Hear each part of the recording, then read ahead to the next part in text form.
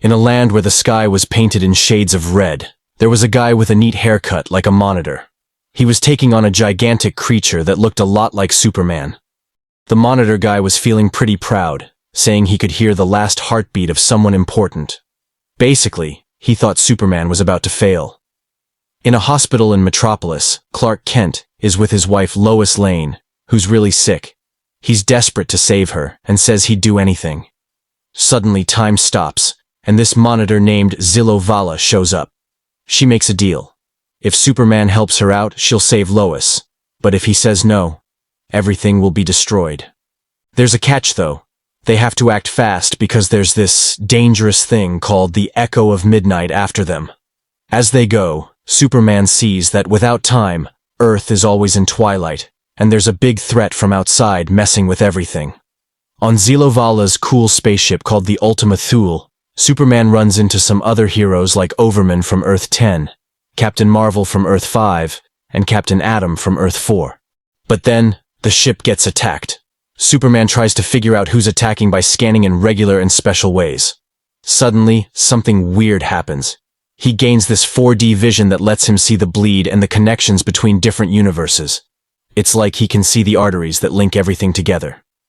As they're flying, Superman spots this massive ship called Echo of Midnight. It looks scary with Deathray eyes, but it's actually in trouble.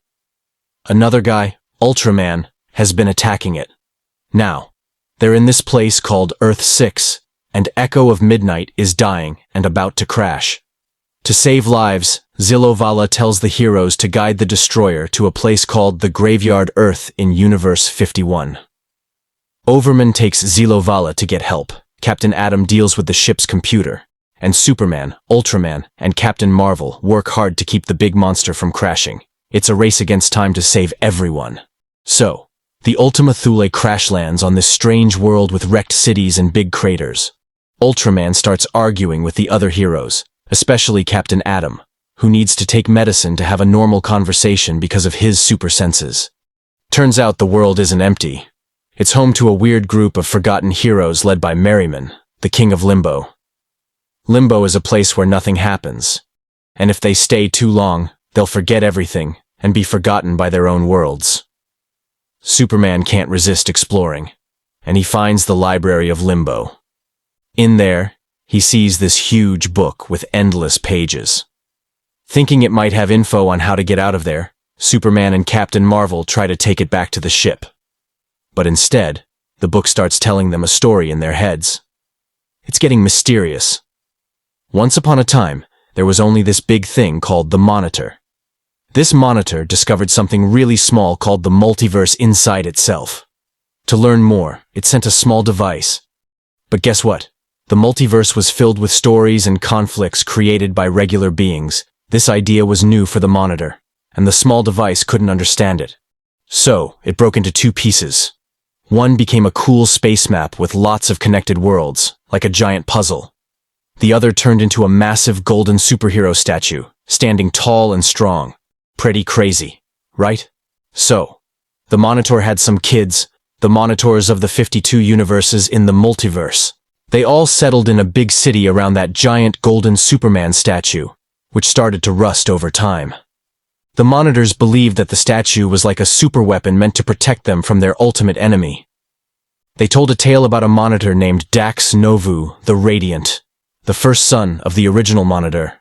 He was the first one to explore the multiverse and learn about the bleed. Sadly, he sacrificed himself to contain this scary thing called Mandrakk, who's supposed to be a big threat in the future. It's like a legend that they think will save them from a huge danger. So, back in Limbo, when the story ends, Captain Marvel turns back into Billy Batson. But all he can remember is this piece of wisdom saying, "The thing most rejected will save the most beloved." They head back to the ship, and there, they meet the Court of Limbo. These guys are trying to escape using the Ultima Thule, but they're stuck. Superman has to leave them behind, and it's tough. Meanwhile, Billy is no longer superpowered, and Captain Atom's senses are going wild. In Zillo Valla's room, they find out she's alive again, but she used Ultraman's blood to revive. But it's not enough because Mandrakk, the dark monitor controlling Echo of Midnight, has an even bigger weapon. Looking outside, they see this massive machine breaking the sky of Limbo. Ultraman, holding the infinite book, shouts that evil will win in the end. Things are getting really intense.